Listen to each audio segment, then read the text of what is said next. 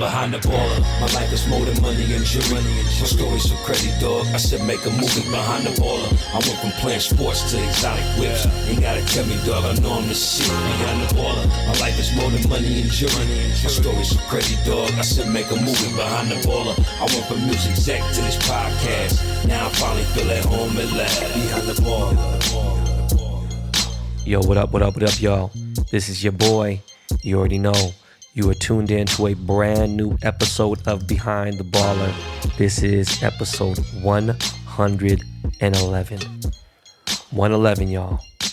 I am your host, Ben Baller, a.k.a. the Korean John Cusack, a.k.a. the Korean Liam Neeson, and also known as the Forrest Gump of hip-hop. What's good, man? The weekend wrap-up. Man, I am hyped to be on the microphone today. We got a lot of shit to talk about. Look, man, today's episode, we're going to get into the little San Diego staycation. Was it a vacation, staycation? The zoo and all that shit. Rest in peace, Chadwick Boseman. We're going to get into Donald Trump and fact-checking. Obviously, the RNC. Trump rallies going on in L.A. Jacob Blake, of course. Kyle Rittenhouse. Yo, we have a very special guest on the show. We don't really do guests, especially on the weekend wrap-ups, but we got Amanza Smith from the #1 Netflix show, Selling Sunset, taking the Senate out through Koreatown. And shit, the Lakers close it out. We're going to round 2. Obviously going to get into the hobby. Resell is going crazy on my Topps BBDTC Chrome. And yo, man, a couple other things, all on a brand new episode of Behind the Baller. Let's motherfucking go.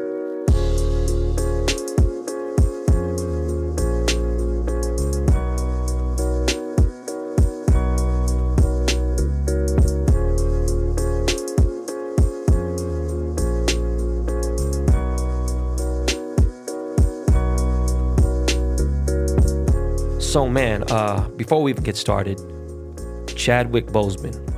Never met the guy, never seen him anywhere. Rest in peace. More importantly, this man was not even human. You know, what a fucked up year. Yes, just amazing actor. Unbelievable fucking actor. This man played so many iconic heroes now. I mean, he's considered a hero now himself, you know. Played James Brown. I actually didn't see Get On Up, but, you know, I love James Brown. So now I am going to go watch that movie. Jackie Robinson, that was fucking, man, that was a great fucking, obviously, come on. I'm doing Jackie's card. So I think it's in about 3 or 4 cards. I'm going to definitely do some kind of dedication to him, or maybe to a charity or foundation that's related to him. Obviously, doing something for Black Lives Matter for Jackie Robinson as well. He wore 42. He's a Dodger. 42 is my number, I'm sure those of you who follow. But Chadwick, man, rest in peace. What an amazing thespian. I just found out that Denzel was his mentor and paid for his acting school at Oxford, which is crazy. And, you know, again, Denzel was sort of my mentor, right? So in a way, we have a degree of separation away, you know, there with that. But this ain't about me. This is about Chadwick, man. It's just really crazy that he was fighting colon cancer for 4 fucking years and didn't tell nobody anything. That is the craziest shit in the world because he's so young. And this man shot Black Panther during the fucking time he was fighting, you know, doing, I don't know if he was doing, you know, if he had chemo treatments or anything, but I've dealt with people who had to go through treatments. You know, I don't know if he's wearing a wig. I don't know. But my man was ripped, chiseled, looked good, didn't say shit. He shot, I forgot what the fucking show was with the most recent Netflix thing with Spike Lee. And just, dude was just an amazing person. I've never heard one bad thing about the guy. Not even on like a fucking, on some, you know, whatever. Not even a hater. I just don't think this guy even had haters. You know, he was just an amazing person. The world lost an amazing person. And it's just really sad. More importantly, for those of you who are reaching 40 or gonna turn 40, look, man, coming from a guy, me, who has ulcerative colitis, you know, when you turn 40, every single year, you should get a fucking colonoscopy. And it's not a fucking joke. I've had one. My first one was 5 years ago. And I've only had one since, but I'm up for one now. And, I got my blood work done and everything, but colon cancer is no joke. That shit is crazy. And, it took a dude who obviously, I'm sure he was healthy. I'm sure he ate right and everything else. He looked healthy. Just a real fucked up situation, man. Obviously I just got back from San Diego, and San Diego was lit. It was a good time. My kids, you know what? Again, my kids don't really mind if they leave the house or not. They have fun regardless, And for the most part, thank God that they're somewhat antisocial, mostly London. He's very shy. And, it was his birthday. We celebrated by, taking off for 4 days and staying at Airbnb. And we got an Airbnb that was super over fucking priced. It was, I don't know, a little over 1,000 a night, but it wasn't that lit. You know what I mean? Like, and my bad for whispering in episode 110. I wasn't trying to be sexy. I had Ryder literally a few feet from me, and I could have went outside, but it'd been super echoey and everything. But it was a big house. It was okay. Now that I realize staying in a neighborhood, not staying in a hotel, when I usually stay in San Diego, I'm almost 99% of the time I'm in the gas lamp. So I'm right there downtown. Yeah, there's homeless people and whatever else, but I'm downtown and I'm staying in a nice hotel, and it's kind of like, I don't really get to see much of what's going on in San Diego. Yeah, I go to the mall, I go to other places, I go to games, but I don't really interact. It's not like I'm going to, like, I know Mira Mesa is like obviously a heavily Filipino populated neighborhood. I know Southeast Dago, you know what I'm saying? It's a black populated area. Shout out to my boy Reggie Bush, and shout out to my boy Young Rob. I know they're from that area. And yeah, I've always had love for San Diego. San Diego's definitely many notches chiller than LA. It's just a different vibe. Kind of obviously a military surf town. It's just, I like SD. It's a nice little getaway and it's chill. I wish Corona wasn't going on because I'd love to be hanging out there. Obviously, one of my best friends of my life, rest in peace, Q, London's godfather. He lived in San Diego and he passed away in San Diego, and his kids still reside there. But staying, in San Diego, in like La Jolla and Del Mar, and going to Carlsbad a lot. I'm just going to visit like Legoland, or like go to the zoo and stuff. But now, being in a residential neighborhood for 4 days and going to a grocery store and seeing things, like I said, there was like a weird Trump rally going on outside the Ralphs, and I'm just like, what the fuck? I start to realize in certain areas, even though California is obviously overall a blue state, there is a lot of motherfucking Republicans right over there, in that area, especially in Carlsbad and everything. It was just a kind of a trip. But, the house was older. I see like paint chips inside the bathroom and just certain things. It's like, man, look, man, if you're going to charge over a G a night for a house, man, and I know that right now this is the gold rush. People just want to be anywhere, like, bruh, come on, man. Because if someone rented the house out for 30 days, that's 30 bands, right? Or, over 30 bands. They charge a COVID fee to sanitize the place. They don't let anybody rent back to back. There has to be a 24-hour period now, part of the Airbnb rules. But you know what, man? Like, in San Diego, for a G, you can stay in the presidential suite at the Grand Hyatt, at the fucking, the Pendry or the Hard Rock. I love the Hard Rock there, right? But it's just much more of a younger hotel. And going on, there are some really nice places out there, but it's just, this Airbnb was just overpriced. But the kids had a good time. We went to San Diego Zoo. The good thing about the zoo was it was at 50% capacity. And I think I did talk about that on the last episode, but like some people were curious about it again. They're like, yo, man, you going out? And I don't want people to get the wrong idea. We're going out making sure motherfuckers ain't near us. I'm not having conversations with people, like, not only are we masked up, I'm wearing a shield if I'm going somewhere, like, really, depending on where I'm at, I have it, got a backpack on me, and I'm just like, one thing that did kind of scare me was there was no metal detectors at the zoo. So that kind of bugged me out because, I was going to bring some VVS pens just in case I wanted to smoke. I could have had a knife, a gun, who fucking knows? It's just a little sketch. When you go to SeaWorld and you go to fucking Legoland, they check everything. They make you go through all this shit. And it was kind of a trip. But anyways, going on, man, that was SD. Much love, and just made me see, after going there for 25, 30 years, going with the family and stuff, even since London was born. I've been going there since he was a little baby. Just kind of I saw it in a different light. And now I'm like, you know what? Nah, man. I was thinking about getting maybe a second beach house in like Encinitas, maybe even La Jolla, and I was like, nah, this ain't my vibe at all whatsoever. So SD is just not just because it's slow, but just that ain't my flow. But if I hit kind of tougher times, maybe that'd be a possibility. You definitely get a lot more for your money down there. But I don't know, man. Real quick, getting into the Trump, into the RNC, the convention was this entire past week. And, obviously I had issues with Dana White, like just being like, I'll do what the fuck I want. But, I never really liked Dana White, to tell you the truth. Never really fuck with dude. Didn't know he actually co-signed Trump in 2016. I didn't really pay attention then. But, right now, this is really the most fucking important election of our lifetime. This is not a fucking game. This ain't a joke. This shit is for real right now.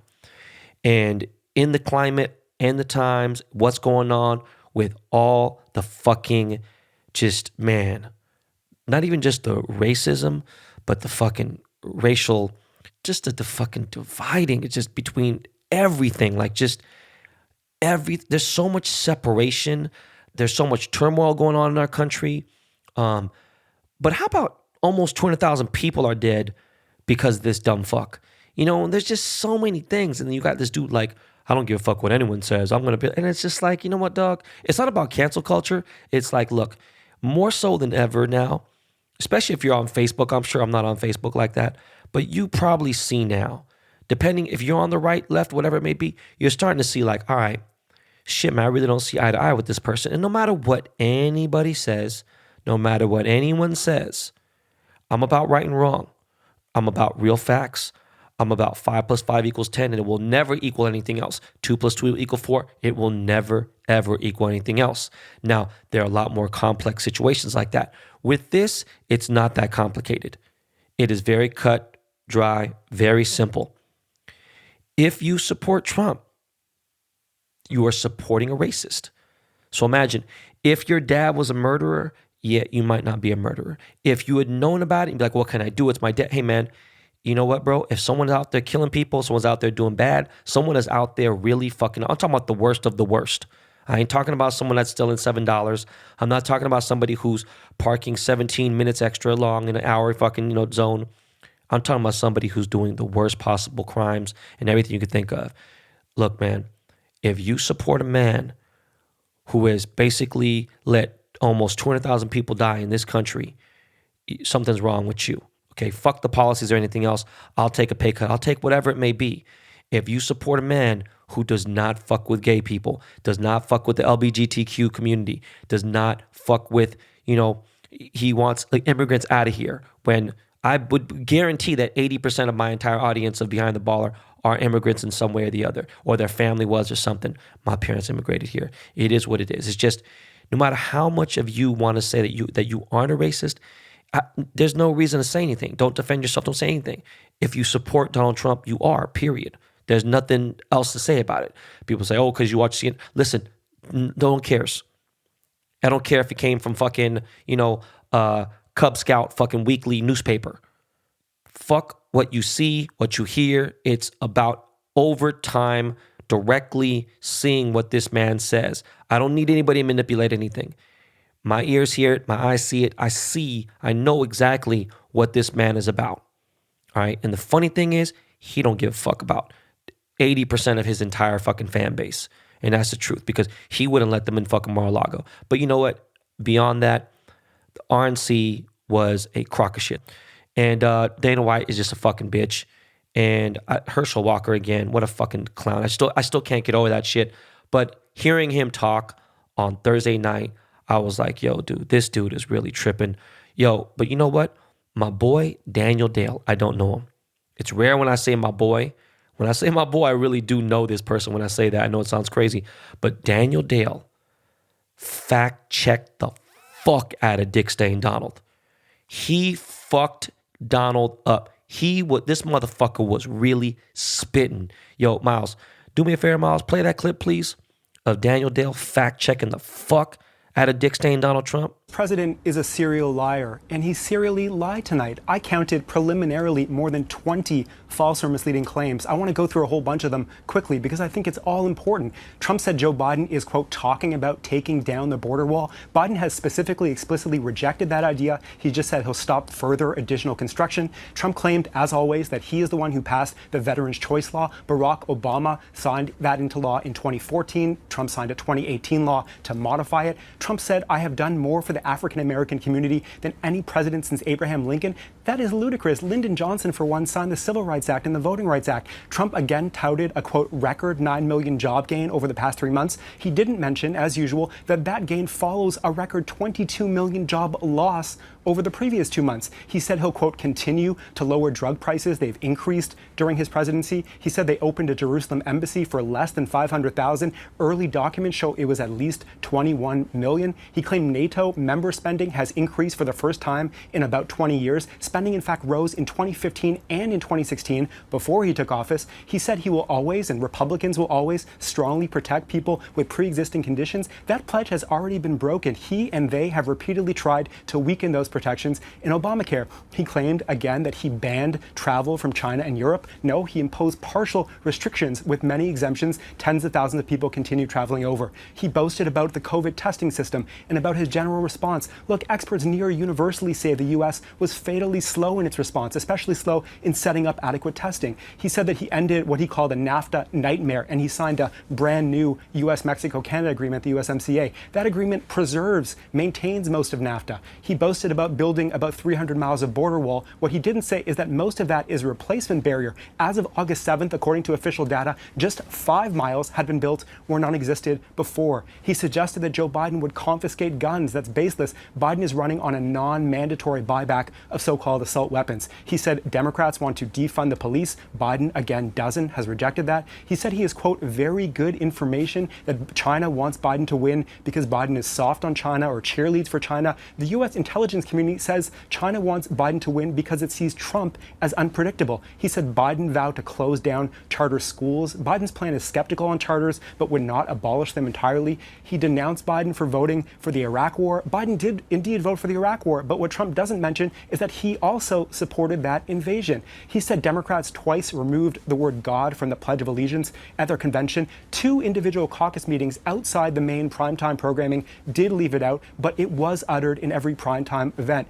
Trump denounced so-called cancel culture as like an insidious left-wing thing. He, Donald J. Trump, has tried to get dozens of people and entities canceled, fired, boycotted, including literally last week, Goodyear. He said he imposed an order to give 10 years in prison to rioters. That's a maximum discretionary sentence up to judges in existing laws. His order just asked the government to fully enforce. And he said that Biden's plan would eliminate America's borders.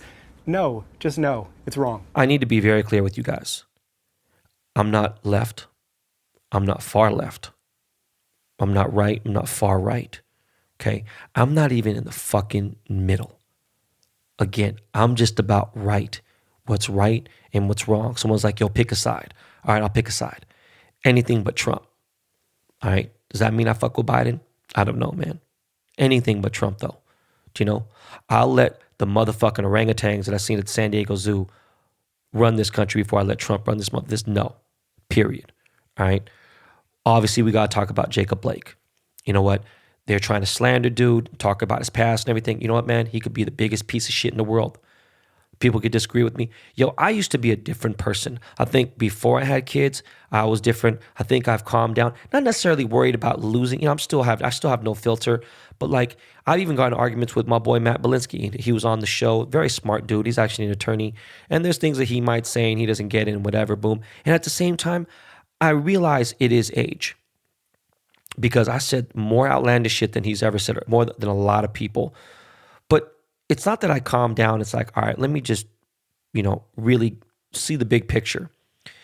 And he thinks that Jacob Blake was just in the wrong period and that the police, they kind of had a right to. There's no way he thinks that the police are guilty, like fully. And that's just one person. There's a lot of people that think the police were in their right and whatever. And there's reports, all this other bullshit. And, I watched this fucking thing on the police fucking chief in Kenosha, and basically talking about brown and black people need to be put in a warehouse. And this is like, come on, bro. Like, really, dog? This is just 2 years ago. This ain't like fucking 85 or 72. This was fucking 2 years ago. This is like 2018. And it's like, there's, thousands and thousands of police forces in the United States of America. And Kenosha, Wisconsin happens to be one of them that does not have body cams on their police officers. Okay. So the reports come back and say that the head of the police department of Kenosha County in Wisconsin hasn't seen the videotape. Okay, how the fuck have you not seen the videotape? Okay, so the story the police union of Kenosha has said that Jacob Blake, he has a conviction for sexual assault. And what does that have to do with this situation? Absolutely nothing, to tell you the truth. It's got nothing to do with it. So, okay, that's the first thing they mentioned. And like, my attorney is with he's a black attorney, obviously, and he's with the Cochran Group. He's one of the partners, and he's obviously one of the best fucking attorneys when it comes to criminal shit.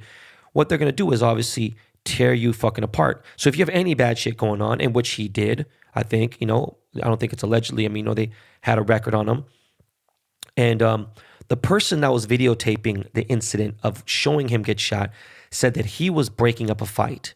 Okay. Now, the police union of Kenosha had said that they had a 911 call from a lady saying that Jacob Blake was there beating her up. So when they got there, he came out, he had a knife in his hand, he had fought with police, put a police officer in a headlock, and wouldn't drop the knife. Now, I've watched the same video all of you guys have watched. I've slowed it down, I paused it, I watched it realistically maybe 15 to 20 times, okay? There is no knife in his hand. Then a majority of the police officers that were there said they did not see a knife in his hand. They said the knife was in the passenger side of the footwell area of the front passenger seat. Of the front passenger side, the footwell area. Now, in the report, one of the officers was screaming, "Drop the knife, drop the knife." Again, there's no motherfucking knife. Now, let's just say there was. Let's say he was beating up some girl. Let's say all the shit that they said was true. Again, you've tased this man, right? He's 5'11", about 175, maybe 170. You got 4, 5 officers. You motherfuckers couldn't tackle this dude when he got in the head. I don't know. Bottom line is, look, police officers are trained to shoot at 25 feet away. This cop was 1 foot, 2 feet max from him. They shot this man 7 times in the back, point blank range. They were trying to execute him. Okay? These guys, again, at very close range, these are police officers. All of them have to be decent shots. They could have shot him in the hand, in the leg, in the ankle, somewhere else. They could have shot once. The dude was not shooting to stop him. The officer was shooting him to kill this motherfucker. All right? So if he did all that shit, I'm not saying this dude is a great guy or anything. I'm just saying that shit was 100% flagrant, out of pocket, out of bounds, unacceptable. Them cops need to go to jail, period. All right? This man will never walk again and whatever. And, if he was fucking raping a 12-year-old boy, tase him, do what the fuck you got to do, boom. And other people are like, yeah, you should kill. Look, man, I feel that way on certain things. And you shouldn't beat women, period. Okay? And we'll get in that in a second. And he's a grown man. But not only did they shoot this man 7 times, they shot this man 7 times in front of 3 of his kids. And now those kids will be fucking, they're going to have PTSD maybe for the rest of their entire lives. So on the flip side, there's been rioting going on, protests, all kinds of shit, and it's been a fucking mess in a lot of places, right? But Kenosha County especially. And so obviously Kyle Rittenhouse, the 17-year-old little white supremacist who has Blue Lives Matter all over his social media, all over his IG private page, which got deleted, all over his Facebook. This dude, attended Trump rallies, like I said, and all that stuff and everything else, okay? So he's been convicted, all right? He's sitting in a juvenile detention center But obviously he's going to be tried as an adult, okay? And so Kenosha County District Attorney Michael Gravely has filed these charges against Kyle Rittenhouse, which include 1 count of first-degree intentional homicide, 1 count of first-degree reckless homicide, 1 count of attempted first-degree intentional homicide, 2 counts of first-degree reckless endangerment, and 1 count of possession of a deadly weapon by a person under 18. All felonies, according to court records, have been obtained by Fox News. If convicted of intentional homicide, Kyle could face a mandatory life sentence. Now, there is a ton of right-wing motherfucking Trump supporters, just Confederate flag, corn fucking eating, shit fucking kicking, just straight up KKK ass motherfuckers who are trying to put funds out there. Thank God GoFundMe has disabled any type of fucking donations. They're not letting that motherfucker Kyle rock with any kind of donations. Now, I see people who are got big platforms that like the NBA should be ashamed of themselves for standing up for Jacob Blake, stopping NBA for this, and this. Again, y'all don't get it. Nobody gives a fuck if he fucked your mother and fucked the nun in the ass. Nobody is allowed, no police is allowed to shoot someone execution style, period. Now, going back, they pulled up some tape on Kyle. All right, still 17-year-old Kyle punched some girl like 3-4 times in the mouth. Like, the fuck kind of shit is this? And it's him. It's on videotape. Boom. And there's people out there saying, "Oh no, it was self-defense and blah blah whatever." Cool, man. Guess what? It could have been self-defense with his hand. He should have went hand to hand with somebody. The motherfuckers didn't have. Yeah, some of them had skateboards, whatever. You know what, man? This dude was walking around with an assault rifle. All right, and he's obviously not of age. The gun wasn't his. His parents were out there fucking around. His parents need to go to jail. All right. So they need to try him as an adult, but at the same time, because he's not 18, both his parents need to go to jail. His mom was out there with the fucking AR-15 as well. But bottom line, his mom needs her ass whipped. He needs his ass whipped. He needs to go to jail for the rest of his fucking life. I don't want to hear this fucking self-defense shit. Your stupid ass decided to be a fucking freedom fighter. Yeah. Where you're from in Illinois was only 30, 40 miles away from Kenosha. You decided to go over there. Your ass could have stayed home. And people are like, well, you tell fucking people to not go out, and they should protest for Black Lives Matter, blah, blah. No, dog, this is something different. He had no intention going out there to protest on behalf of whatever. He said he was there to protect the businesses out there that are getting looted. Look, bro, you ain't old enough. You're not even old enough to have a gun. So right then and there, the self-defense goes out the fucking window. No one said you can't protect yourself, but you illegally brought a gun. You crossed state lines into an open carry state. Fine, you're not 18. And you done already blasted somebody before motherfuckers came to attack you. You was out there trying to be on some malicious shit, and no, you was trying to be motherfucking Charlie Bronson. The only problem is you was on the wrong side. Okay? Period. So anyone can show me whatever the fuck they want to. Dude murdered 2 people. He needs to do the rest of his life in jail. I ain't trying to hear it. Look, and it's not about the right thing and the wrong thing. It is about the right thing and wrong thing.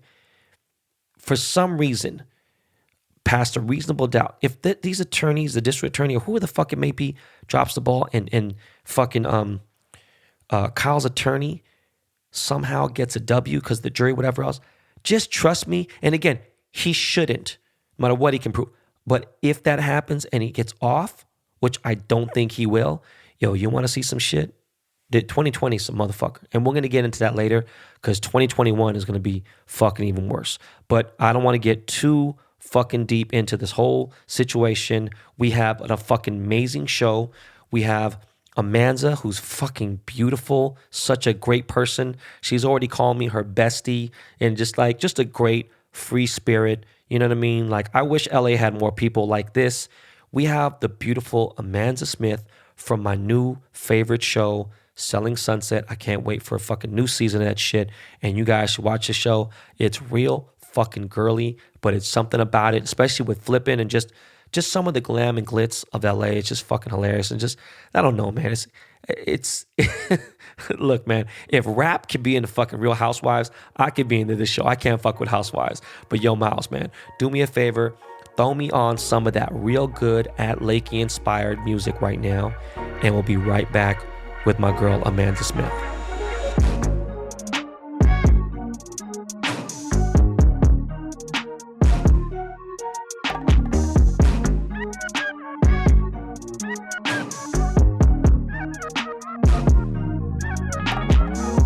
Yo, what up, y'all? You are listening to Behind the Baller, and we got a very special guest right now. Listen, man, we got Amanza Smith from my ultimate guilty pleasure, Selling Sunset. Yo, what's good? I love that it's your guilty pleasure. It is. When dudes are like, I watched an episode because my girlfriend made me or my wife made me, and then they were like hooked. Like, I'm like, okay, I'm winning. That's good. That's good. I mean, look, I was born and raised in the streets. I am covered in tattoos. I've been around, it's just funny that my wife is definitely the person that made me a decent person. She's 50% of why I watched the show. And then my friend, Chrissy Teigen, was like, you got to watch this fucking show. And I'm like, oh, fuck. Wait, hold on. You're friends with Chrissy Teigen? Yeah, that's my girl. Okay. So I'm obsessed with her. Right. I'm obsessed with her and her family. I follow her. I've met her a few times when I was dating my ex. And I love her. And then something came out a couple weeks ago, whatever, where she was like, I haven't ever seen any of these people. She wasn't really president like that. She was just talking shit. It wasn't nasty. It wasn't nasty. Yeah. I was like, oh no, I want her to like our show because I like her so much. Like, that's how No, she liked the show. She liked the show. She's like, oh, I fuck. love her. Yeah, she watched every episode. So, quick, what were you doing before you even got on the show? I was a model. I was doing retail. Since my divorce, I have literally done every job under the sun.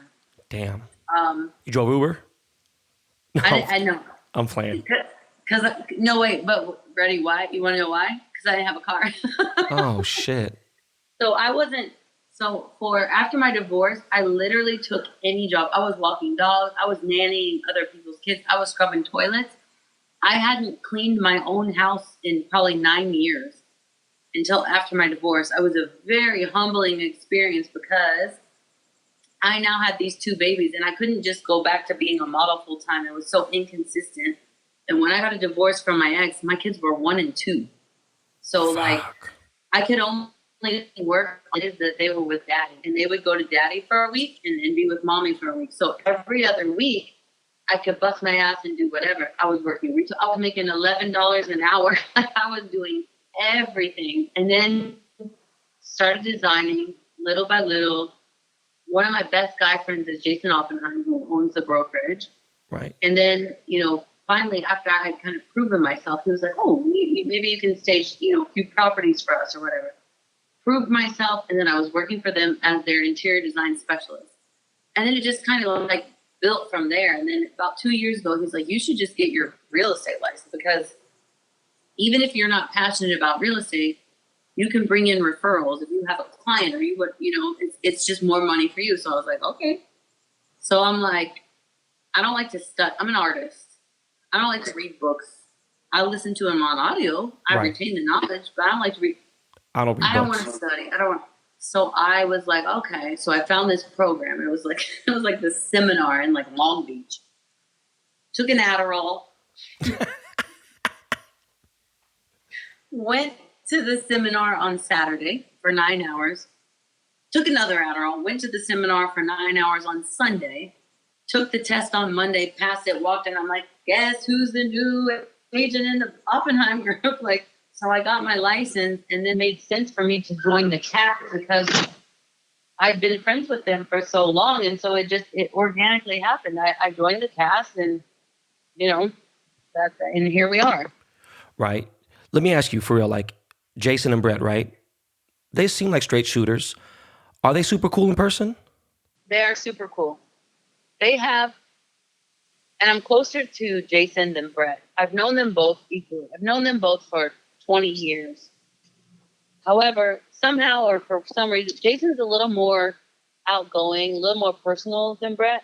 So we've always been super close. Like my kids call them Uncle Brett and Uncle Jason. That's their uncles. That's dope. However, sometimes they can get a little cocky, and I have to check them. I'm like, yo, stop! Like don't talk to people that. But they have hearts of gold. When I went through my divorce, when I was looking for a place, I moved out of the house that my husband and I lived in, and I was looking for an apartment. And Jason had just started real estate, okay? And so he was driving me around. We would look at apartments. I looked at 11 apartments. I would get excited. I'd be like, okay, this is a good place to live. I'd fill out the application. But mind you, I had been a stay-at-home mom for 3 years at that point because I was pregnant. My babies are close. They're 17 months apart. So, like, I went from being a model and supporting myself and making a ton of dough just for me, and then meeting this guy that I fell in love with, got pregnant, had a baby, got married, got pregnant again, had another baby, and then divorce within like 3 years. So I would fill out the application and they would be like, it was like, what is your employer? I didn't have a job.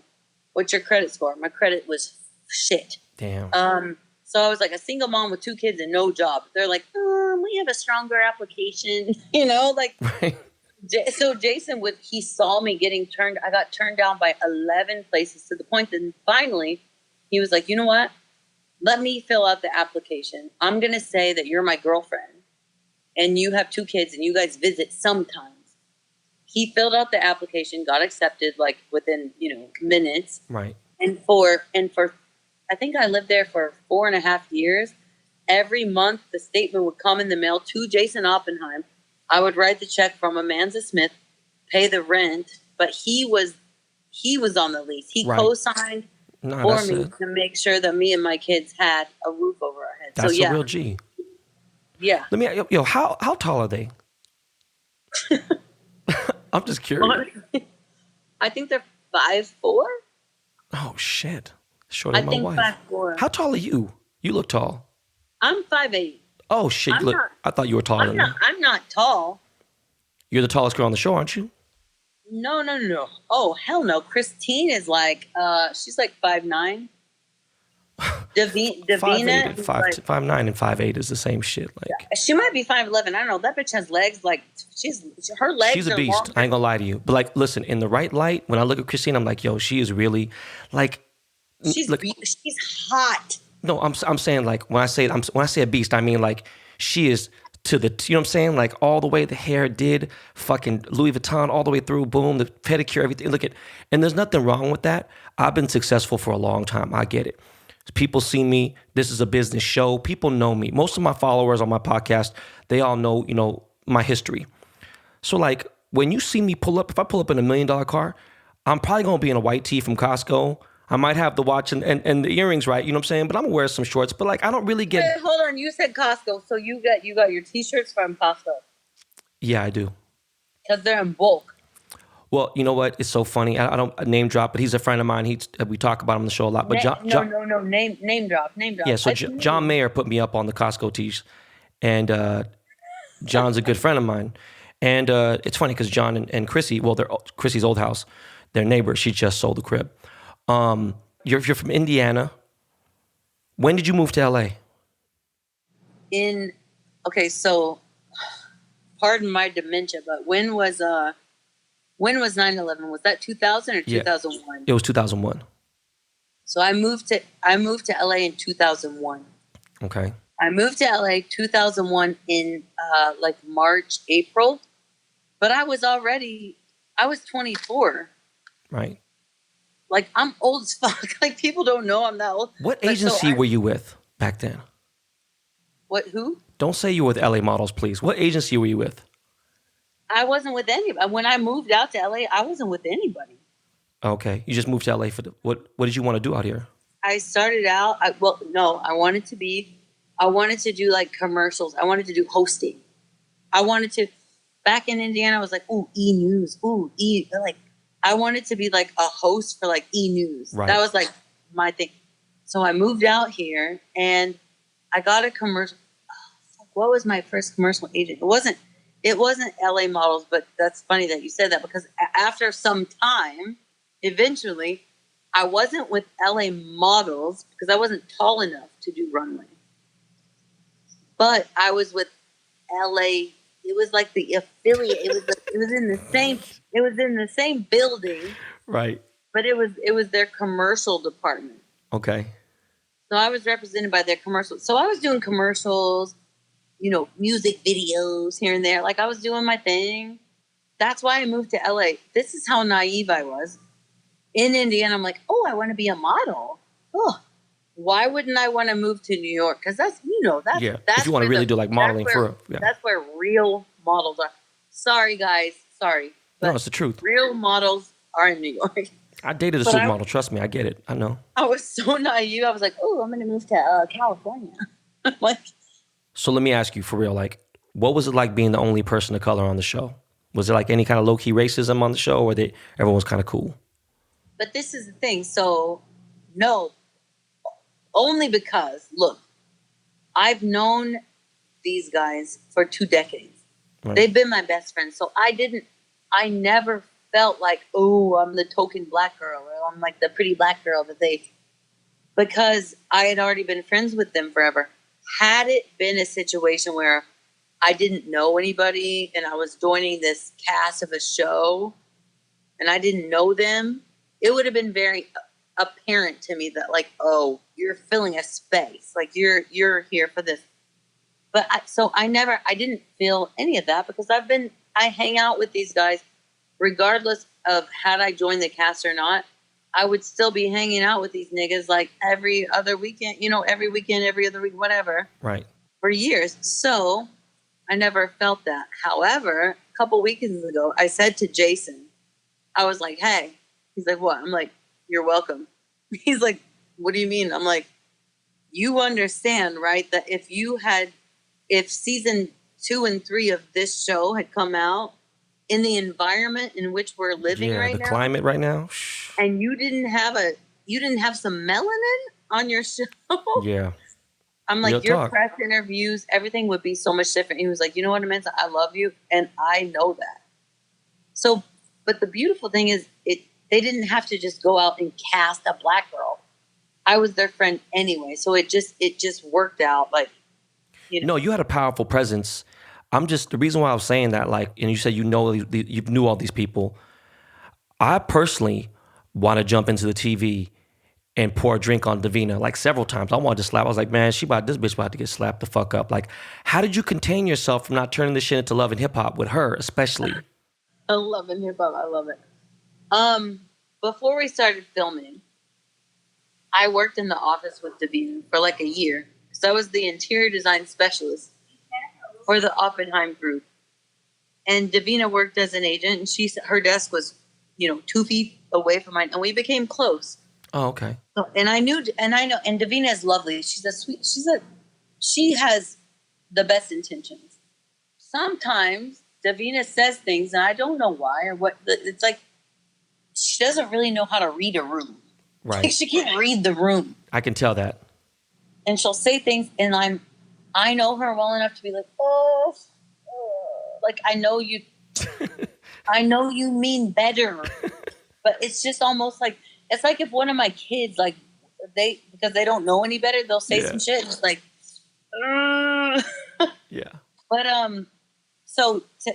long story longer. To answer that question, there was a moment in season 3, and I've watched the season now, and it was Christine's wedding. And I'm sitting there, and Mary's going in, and everybody's talking. And Davina said some stuff. And I'm like, if you go back and watch, you'll see that is literally the one scene out of the entire series. I am silent because I'm sitting there, and I remember sitting there thinking, if I open my mouth right now, like it's going to be like a love, and it's going to be a tables turn, drinks thrown. Because I was just baffled at like, what's coming out of her mouth? How is this happening? So I know myself well enough now after 43 years to just zip it. Hey man, good for you. I That's couldn't shit. because if I opened my mouth, it would have been a whole different scene. Yeah.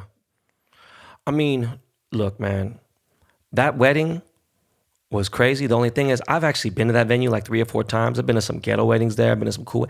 Like, why the fuck? You know what? I think because it was a rush, right? Like, Christine, like, bitch, like, for real, you got married there? Like, I got married at a 5-star hotel. Like, how the fuck you going to marry at Viviana's? Like, that's a hood ass spot in downtown LA. Because look, I was born and raised in Koreatown, you know, so I know all of LA, every corner of LA, from all the way down from the hood to the valley to whatever. I just know. I was like, really? But again, you know, whatever. I mean, she lives that life. I think with her, what happened, like I don't think that was their first choice of a venue. I think because of time restraints and what I feel like I think, I don't know, but I think so too. Remember. Look, I have ADD like a mofo. I barely remember when I ate breakfast, but I feel like I think that maybe I heard that Christine had they sought out other venues and like whatever in the essence of time, maybe it didn't work out, maybe that wasn't their first choice, whatever. So that's where they ended up. I had never been there before. To me, I was like, oh, this is amazing. Like, I mean, once they did all the decorations, everything, and the swans and all that crazy shit, and she dressed in a black dress, I was like, what, for real? I don't know. Yo, she's like the villain of the show, so I'm not mad at her. She's like, she's so fucking, just so crazy. Yo, she's crazy. So she's the type of person to be a Crip and a Blood at the same time. Like, she's fucking. But exactly. But that's the thing. But yes, she is on the show. People, they're like, fuck it. But at the end of the day, like, I talk to her at least once a week. We FaceTime. Like, she has a heart of gold. Like, she's actually a really sweet human being. Okay. She's a sweet human. Well, the thing is this. Every time someone fought, they was trying to all kick it still. And I'm like, what the fuck? Like, when I fight with somebody, it's see you later. Like, you know, like kick rocks, it's a wrap. But kick rocks, you said it's a burrito. So who is your favorite person on the show? Mary. Oh, yeah. Mary. You know what? I never really was like, all right, Mary's cool. I just felt like, God damn, the favoritism. My Lord, she had every goddamn listing. Like, come on, how much money are they going to put in their pocket? Speaking of which, if you don't mind me asking, what is the biggest commission check you've made to date off of selling cribs? Because it's a brokerage, right? So I'm an agent. So within the brokerage, there's a commission split. So I have to give, if I bring the client, if I bring the listing, I get 60% of the commission. The brokerage gets 40%. Right. AKA Jason gets 40%. So on the show, they showed the homes that I sold, but behind closed doors, like those weren't even the biggest deals that I had sold. I sold a building, a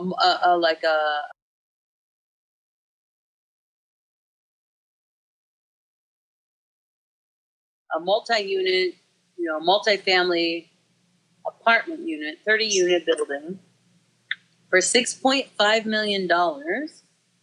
But because it's not glamorous, that doesn't make for good. It don't make a 50. Right? Yeah. So they didn't want to see that, but that was actually my first sale, which was one of the highest first sale in the brokerage. As a new agent, they're like, wait, what? So I made off of that deal $65,000. Okay. Commission. If I would have represented the buyer and the seller, it would have been twice that. So they're big commissions. And I want to speak on the thing with Mary. There's no denying. Mary and Jason, I'm like, and you know what? I introduced those niggas. I introduced them. Oh, wow. So that's whatever. But Mary works harder than anyone in the office besides Jason. That girl is constant. She's doing open houses, showing. She's listening. You gonna show your house on your wedding day? You on some shit like that? She reminds me of me. She showed her house, and that is legit. Like, okay, so and this is like a little bit more than you even know. So the guy that wanted to see it, he called Jason that day. I want to see this property, and Jason was like, "Sorry, bro. You know, there's." Yeah. Well, I don't know if he said it like that, but We can't show it. Sorry, bro. Sorry, today's not the day. We can't show it. Can we reschedule for like Monday, Tuesday, whatever? So that person hung up the phone and then called Mary. So Jason was saying like, no, we can't show it because it's Mary's wedding. Hung up the phone and then called Mary. And Mary's like literally in the makeup chair and she was like, okay. And so then I show up because I was like, a bridesmaid or whatever. Mary's getting her makeup done. She's like, in like 20 minutes, this guy's coming to like view the property. I'm like, wait, what? That's crazy. You're doing a showing? So she has her little, like, her cute little white satin, like, wedding robe on. She's so humble. She doesn't get... And then she steps out. She's like, she's about to go show the property. And she has on, like, these black Adidas, like, flip-flop, like, shoes. And I'm like, bitch, wait, stop. So I give her, like, I had some, like, Swarovski crystal, like, I don't know, slides from, I don't even know where. Put these on. You can't go out there. You can't go out like that. Right. She showed the house. She showed the property. The guy that was looking at, he was like, oh, wait, what? This is your wedding? Like, he didn't even know. Then he felt, like, guilty. Yeah.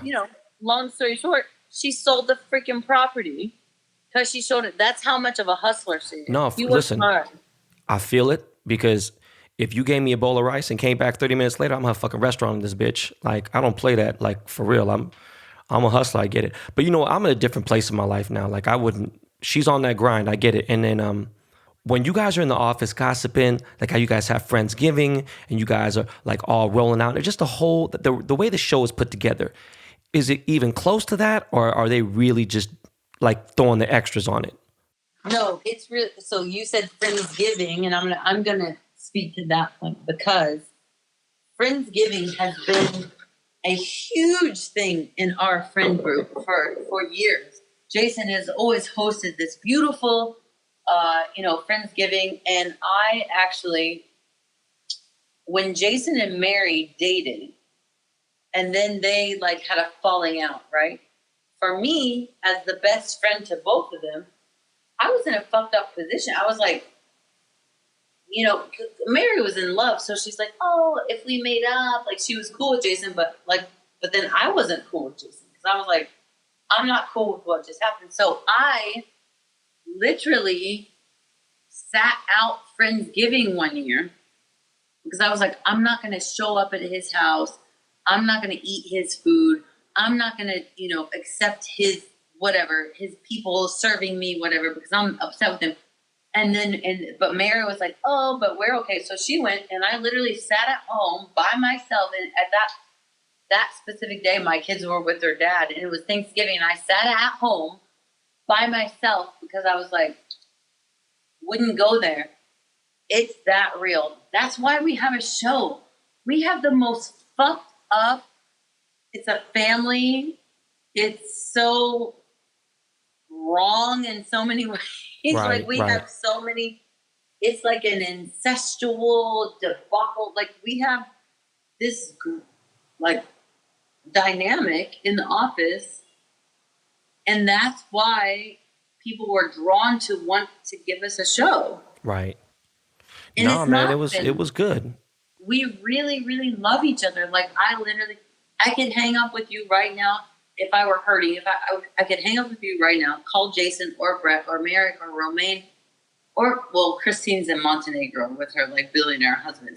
No, not Christine, and call to any one of them, and they would pick up and they would be there. Like we are a big, huge, dysfunctional family. Right.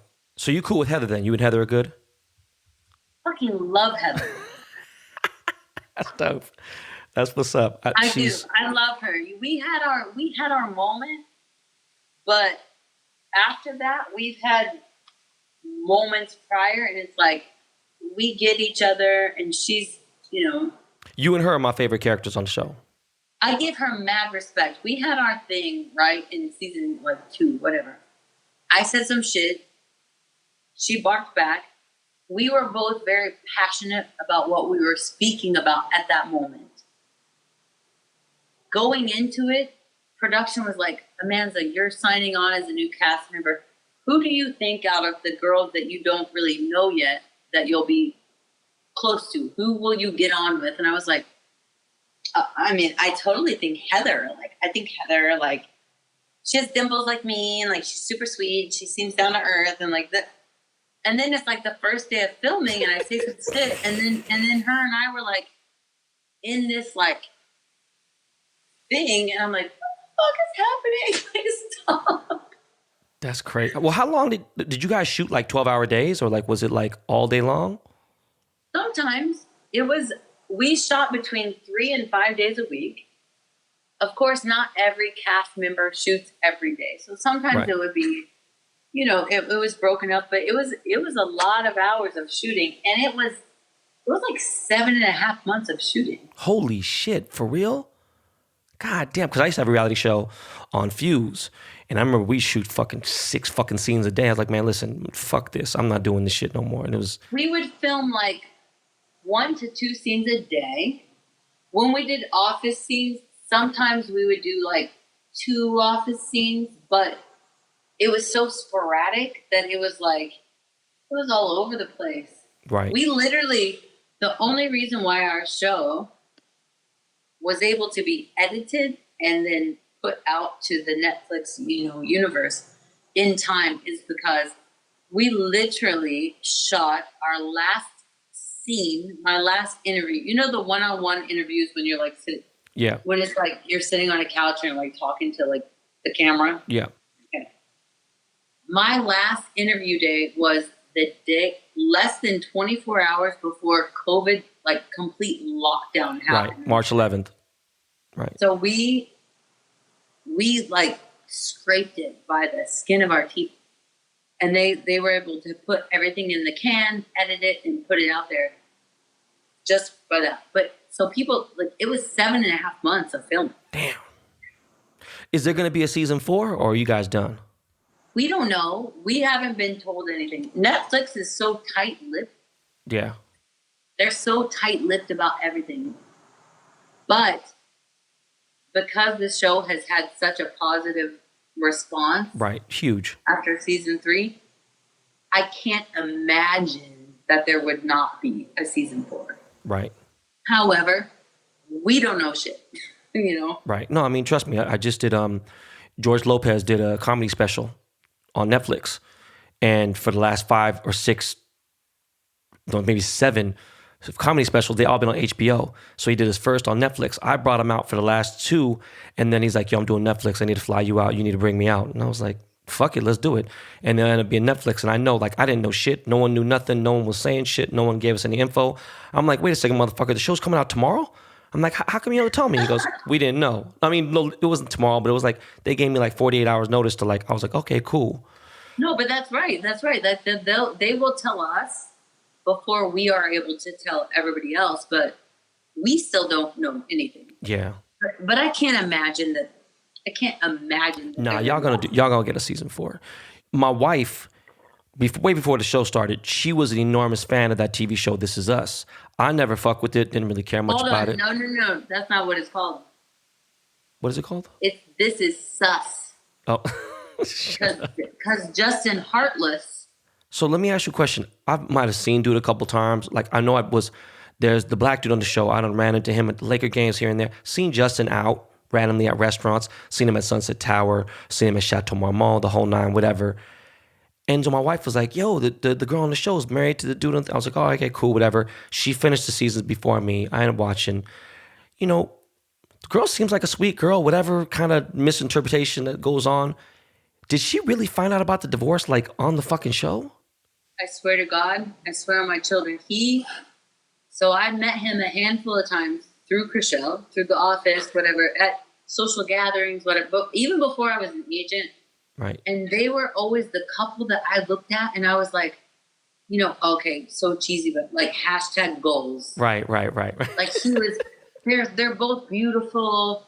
He doted over her. He would come into the office, bring her flowers, and then when it happened, we actually had so she had this huge charity event the night before, and it was filmed. she's giving a speech to the charity, like thanking her husband, like literally like just praising him. And then the next day we were filming a scene and they were all like, whoa, hold on. Before we go into this, like nobody can talk about this because this just came out. And we were like, wait, what? And I hadn't talked to her and I got really close to Chriselle. So I was just seeing it for the first time on TMZ, on Radar Live, like on every freaking news outlet. So we're calling her like, what is happening? What is happening? But that's real. That's real. She literally found out 30 minutes before the world. He told her in a text. Yeah, he a punk. In a text. He on some whole shit. That's crazy. Well, how come he didn't want to be on a show ever? Like just to show his face at least or nothing? It just... He didn't, it wasn't that he didn't want to. I think it was a network thing. It wasn't because he did. It was between the networks. He couldn't. That makes sense. You know, that's okay. Yeah. I could see NBC tripping or whatever. But damn, man. So have you talked to her since? I mean, obviously you have, but I mean, is she good now? Is she... Oh my God. Her and I are, besides Mary, she's the closest one to me on the cast. I love her. She came over a couple weeks ago when Hamilton came out on Disney Plus. Right. She came over, we drank wine, we sang the songs, we danced in my living room, we FaceTime and talk. She babysits my kids.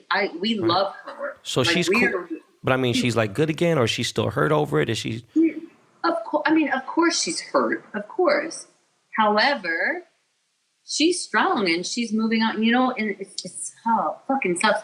This girl. Okay, so that happened with her and Justin, and then months later, like a month ago, she lost her mother. Oh fuck, man. She lost her mother, so she had to like fly back to. You know, she's from Kentucky, so. Fly home, see the family, this, that. And I'm thinking in my head, I never asked her, but in my head, I was like, Justin must have reached out in that moment. Must have. And then I saw her like a week after they buried her mother. She's like, he never even sent flowers, never even acknowledged. Man, I might smack the shit out of dude if I see him, man. He's just, to me, I don't know what he's going through. I don't know why he is able to be that, but I seen in the tabloids he's already dating somebody else, so I don't know, right? Yeah, I don't know. What's the craziest thing that happened while you guys were filming the show, or actually off camera, or like on or off camera? What's the crazy shit that didn't get on camera? Is what I'm trying to say. I mean, honestly, I when I signed on to the cast, I was like, I'm not gonna be the girl. Like, I will never drink. If it's a social gathering, I'm not going to drink when we're filming. I'm not going to be that girl because I know myself. Like I'm cool, but like if I get tipsy, like I get lippy. So I'm like, I'm not going to be that girl.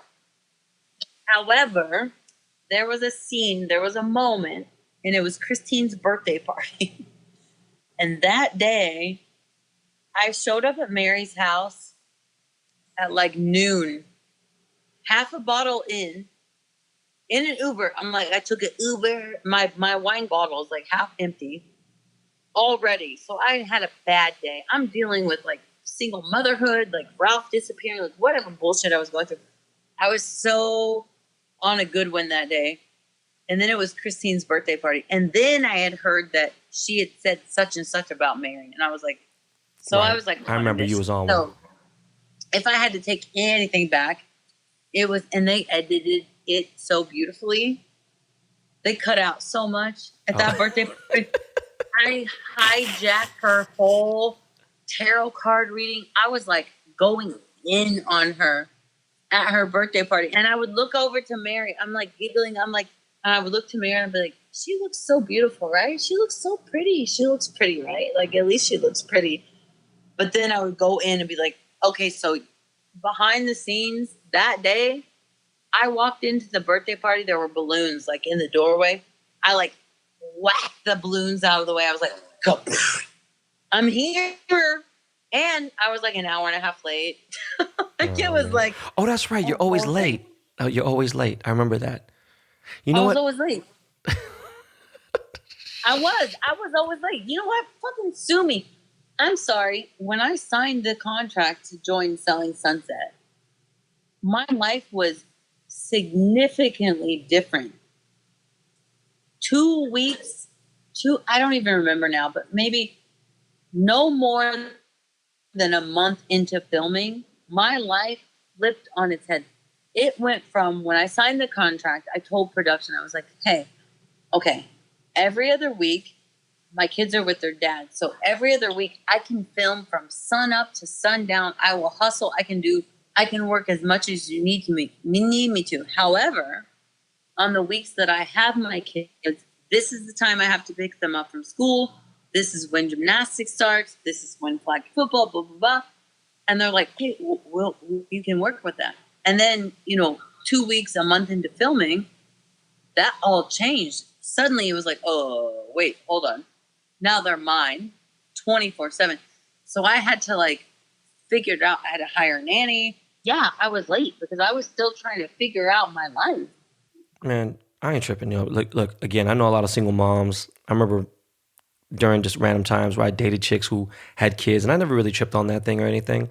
But it's tough, especially in LA, man, all the judgmental shit and all the fucking fake shit and everything going on. In fact, that leads me to my next question. What are the things that you love and hate most about Los Angeles, about Hollywood, about LA?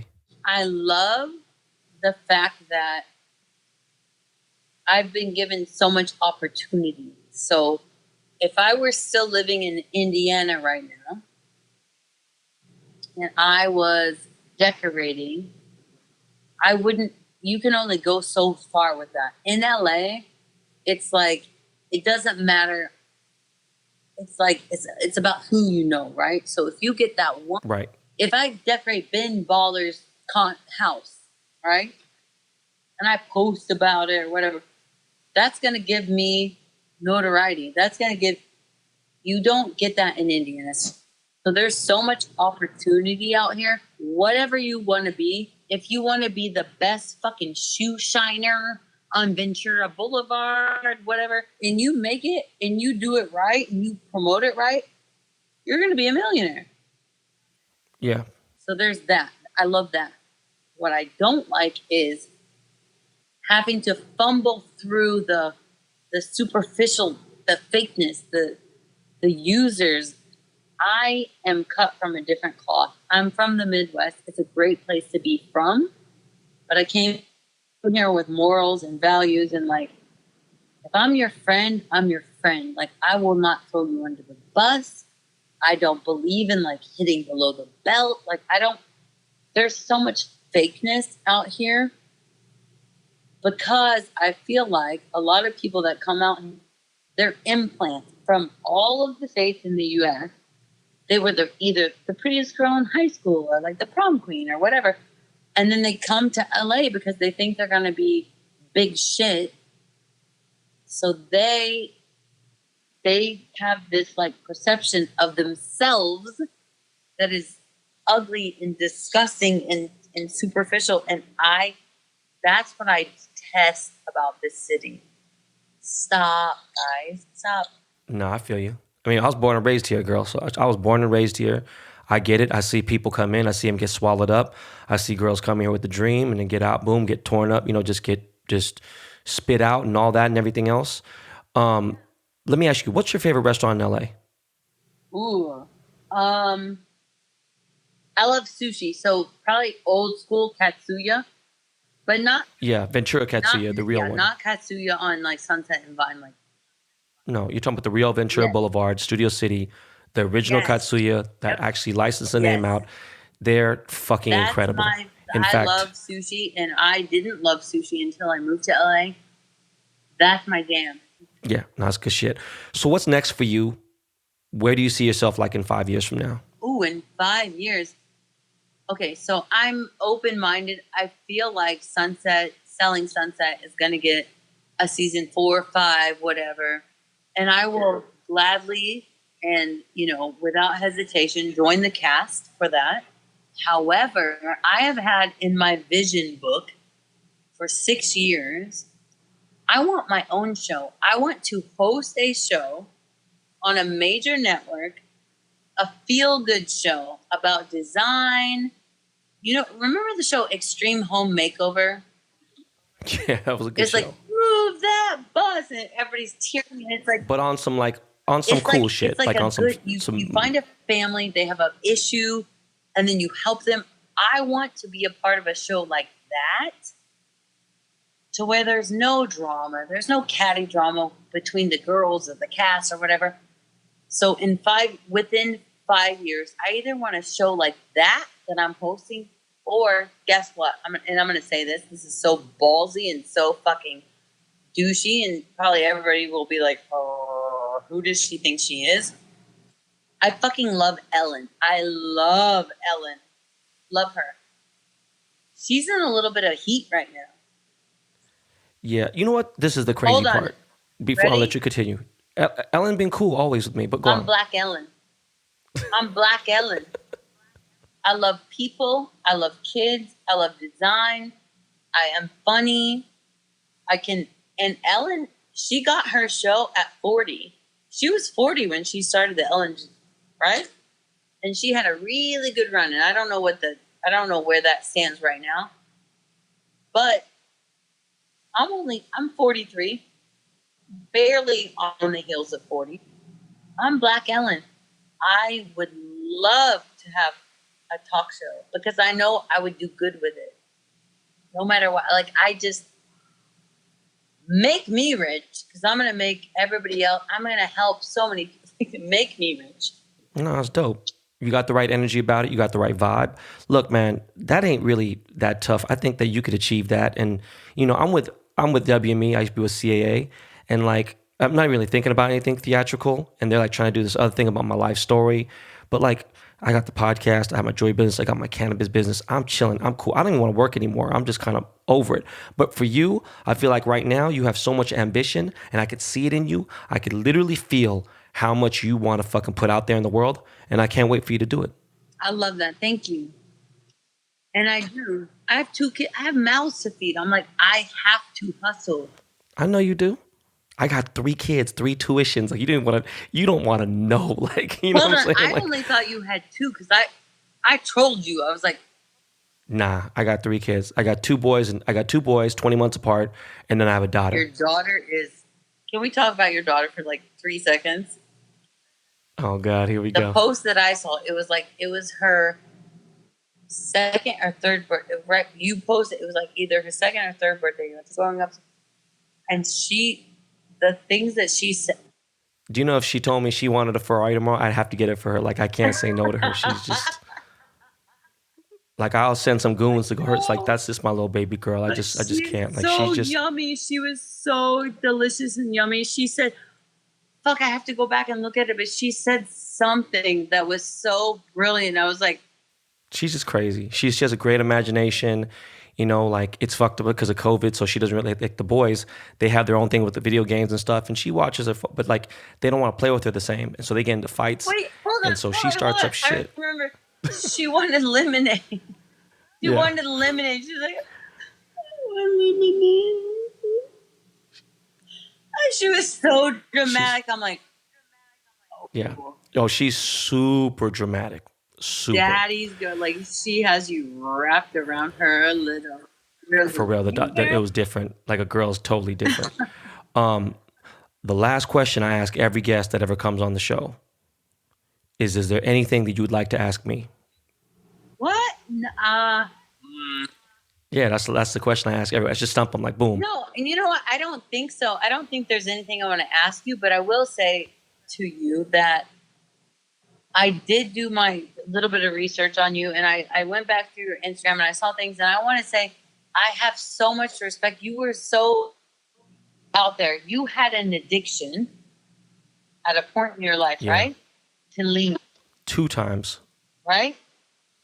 Yeah. I am just this little character on like a little reality show right now. But I have a story. I have a past. I have shit. I have that I will be willing to share at some point. The fact that you were so open and so you posted like a case of lean and you were like, this is what I used to love. And then you wrote a beautiful sentiment about that afterwards.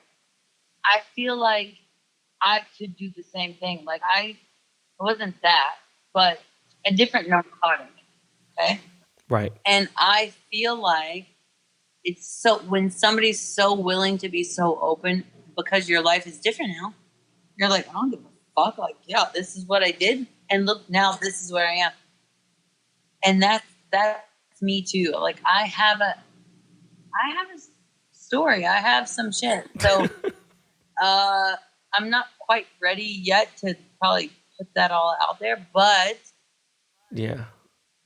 when it happens, I'm not going to like back down or hesitate. Like, it is what it is. And I'm glad that I've been given the opportunity to have this platform to be able to maybe speak to people that are going through the same thing or dealing with, and be like, okay, so yeah, you can smoke crack in your 20s and then be a successful real estate agent. No, real shit. Listen, man. You know, I had a liquor sponsor. I won't mention the name. Enormous company, $1 billion company, and they're like, "Hey, man, you gotta take that post down. You know, we can't sponsor and you and give you $100,000, and you're talking about used to be a drug addict." I was like, "Bitch, fuck that money you about to give me. That was part of my That's story. my life. If I encourage someone else and give them the strength to drop that motherfucking bottle or drop the coke, whatever the fuck it may be, hey, boom, so be it. And if y'all tripping over it, man, listen, fuck you and fuck my agent and fuck everyone else who got anything to say about this." And so that's where we were with it, and we ran with it, and it was all good. Oh my God, I don't know you. I want to hug you right now. Like that. I know, so stupid, right? But like, Yo, so look, Amanza, I really appreciate you coming on the show. And yo, look, we are going to get into some music. Yo, Miles, hit me off with some of that Lowkey Lake, and we'll be right back, y'all. love it.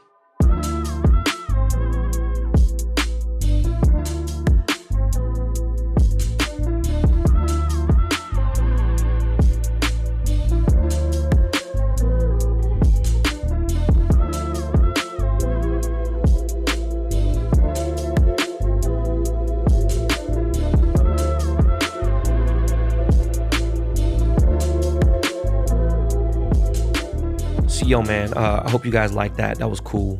And I hope to have actually other cast members of Selling Sunset on the show.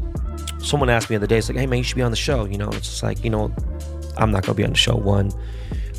Number two, I have one of the greatest fucking real estate agents in the world, my boy Casey Markovic with Compass, Beverly Hills. So if you're looking for a house, hit my boy Casey up and he will hold you down. But Amanza, you are always welcome to come back.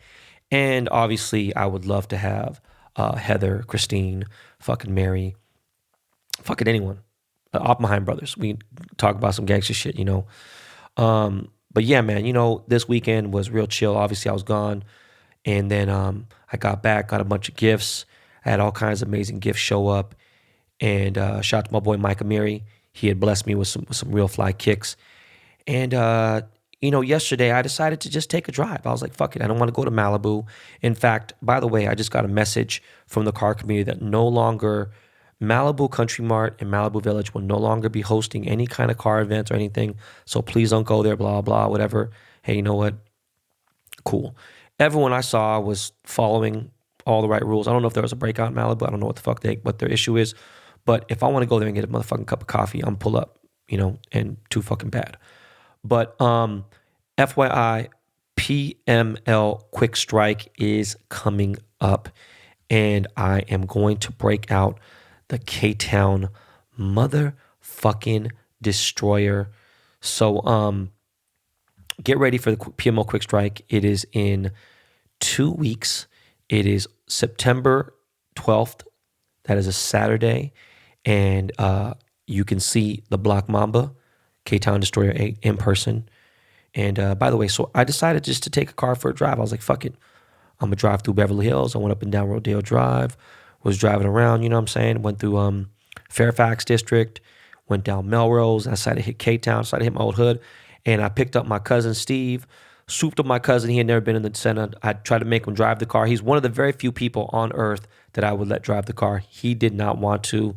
I don't know if he just felt like there might be temptation and fuck up a $1.2 million car. But I tried to have my cousin Steve, you know, drive, but he wouldn't.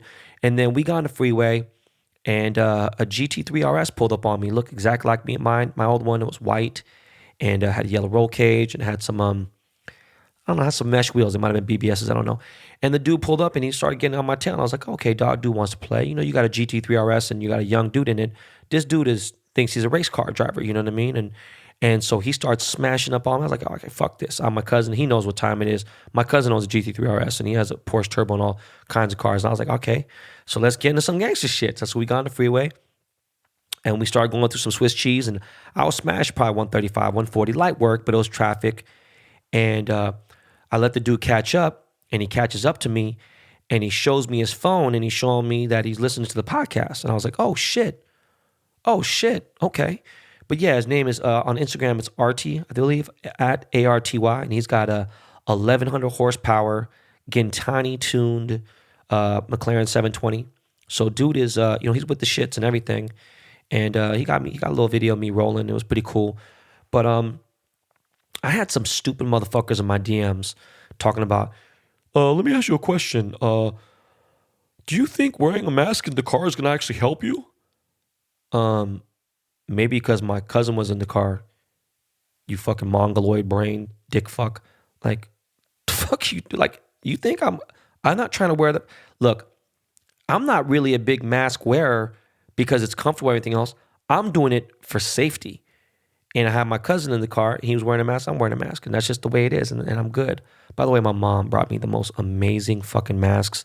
And they're like clear so you can see the face and everything. And they have way more fucking technology than you could imagine. It was just really nice. Anyways, so, it was nice pulling up to Koreatown finally in the Koreatown Destroyer. There's nothing like pulling up to your old hood, man, in new cars. Fucking crazy, man. But yeah, so my Sunday was super chill. And, I sold some cars toys on Saturday and I had to prep that out. And I gave away a lot of fucking cards, really good cards, from my Topps Chrome set, but I'm going to get into that in a second. Right now, we're going to get into this fucking Lakers shit, man. Yo, the Lakers did it. Got me a little nervous in the fourth without Dame. They was playing games. Then they broke away. Said, look, this is who the fuck we are. And, LeBron, look, again, y'all already know how I feel about LeBron. I'm not a big fan, but dude is out there really busting ass. AD was out there busting ass. KCP was fucking shooting trays and shit. And we're just too much. And I'll be real with you. I was a little worried early on, but then I realized after the first loss, I was like, yo, bro, this is some bullshit. This team is trash. They're tired. And on top of that, this ain't it. And everyone else, like, if you can't defend the three, if you don't have a fucking point guard that can fucking, this and that, man, shut the fuck up. All right? Stephen A. Smith and fucking stupid, dumbass Skip Bayless, Charles Barkley, even my boy Jay Williams from the boardroom. It's like, that's my bro. He's like, I don't know, man. Lakers might lose this. I think Portland's going to do it. No, listen, dog, they didn't. Not only did they not do it, it was 5 games. Stephen A. Smith said, I'm giving you a prediction right now. It's going 7 games. It went 5. And really, it should have been fucking 4. Because that was fucking first game. We should have swept them. All right? So, if we get Houston, we're going to wax that ass. If we get OKC, we're going to wax that ass. It's unfortunate that Dallas was unhealthy, so they couldn't fucking give, the Clippers a harder time, but whatever. I'm not worried about the Clippers, really, tell you the truth. All right, let's get into the motherfucking hobby. All right, guys, let's get right into it. First things first. Actually, you know what? Real quick, rewind, hold on, stop, time out. If you are listening right now in real time, my gold digital scale drops today. I believe at 5 p.m. I believe at 6 p.m. I don't know. Go to the network app and make sure you check it out because, we're not doing no raffle. We're letting that shit ride. So good luck to you. The motherfucking scale works beautiful. Check out the videos I posted and everything. It is going to be a shit show. And I have a little bit of anxiety this morning, just so you know, because I have 3 releases today. One has just happened, and we are done with that. But I wish I could promote it, better. But again, it already dropped. But the other release is my Topps Chrome Ben Ball Did the Cards set, and the Topps Chrome raffle has just begun. So you can go to topps.com and enter in the raffle. You have to have a valid email and everything else. The reason why they're doing this is because the hype for this has gone way worse than I've ever seen. When you think of how bad it got when Keith Shore sold 100,000 Ken Griffey cards in Topps Project 2020, this is worse than that.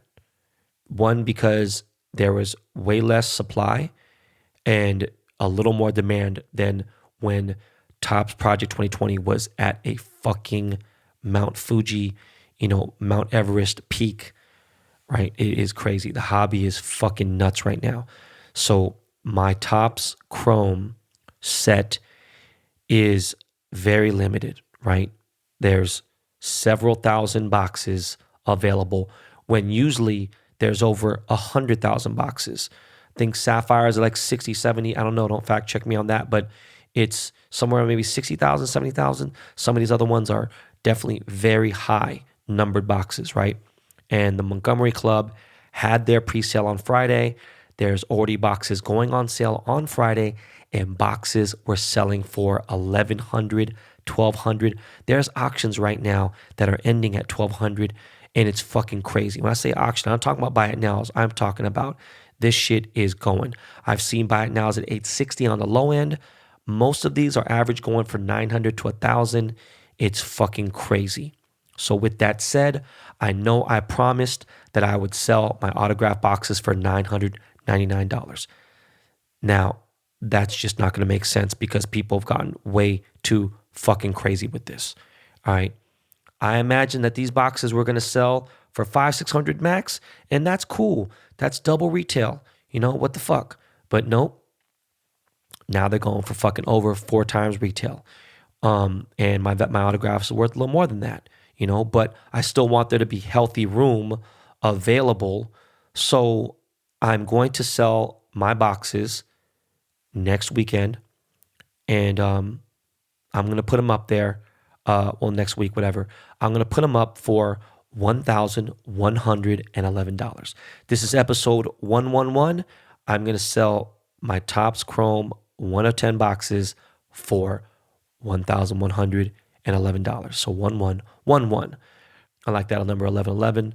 But yeah, the box will be signed. And then what I'm going to do is, because so many people, I have never, in the 12 years that I've been on Twitter, I've never had engagement like this before. The hobby is on fire right now. Okay. I gave away a shitload of cards, stacks of cards, right? Some people were pissed off, and I said, look, I'm going to do an unboxing video. Boom. I'm going to show this off. And I showed a couple cards, got people excited, whatever. No one else showed them. Topps didn't show anything.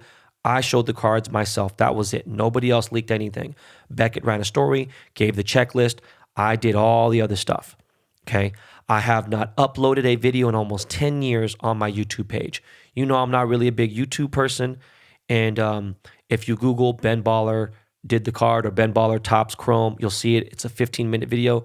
Some people are saying it's very funny, whatever. It doesn't have a lot of views. It's not like that. You obviously saw my most popular social media platform would probably be Instagram, but I don't really post things like that there. It's not that deep and whatever.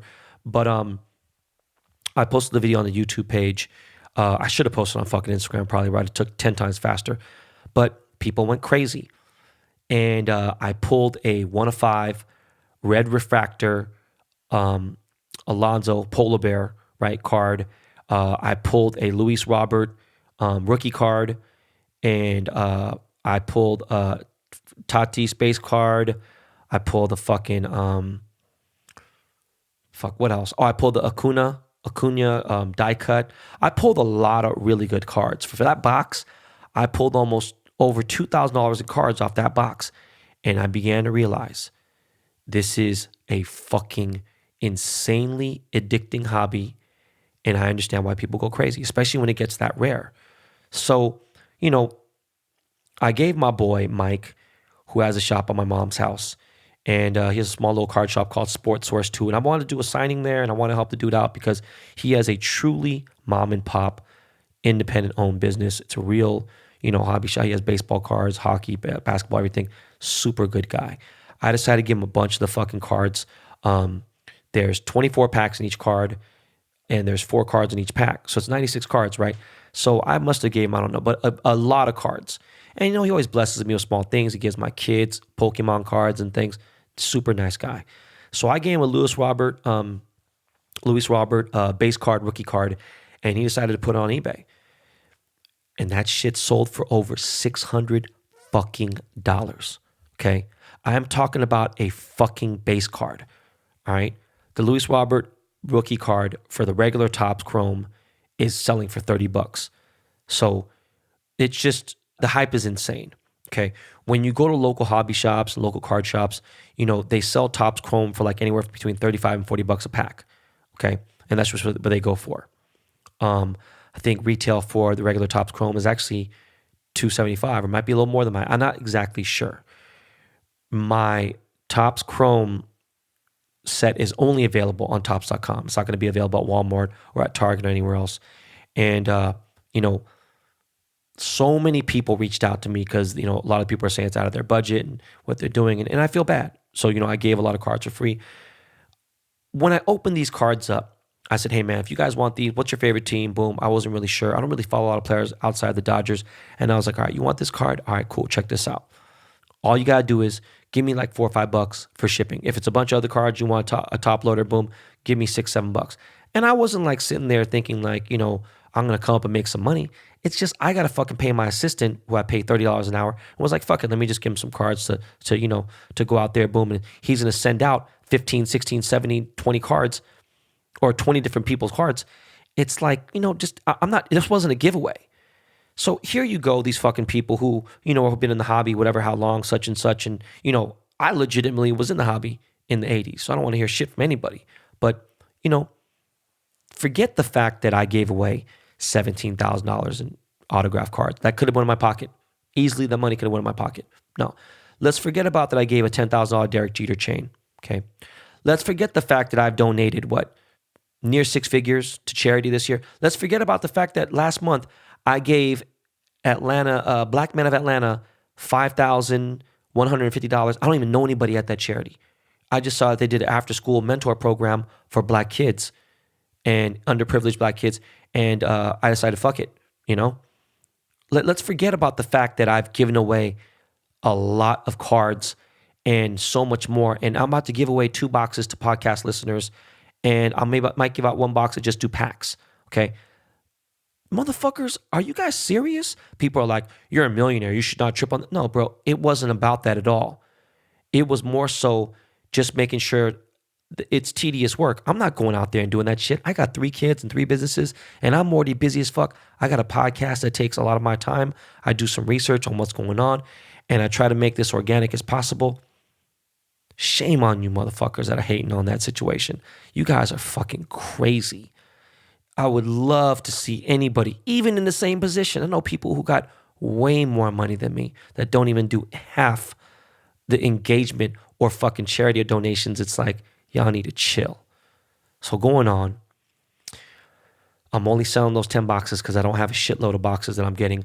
I'm going to be opening some boxes up because I'm fucking so addicted now. I'm dying because I got 1 box right now.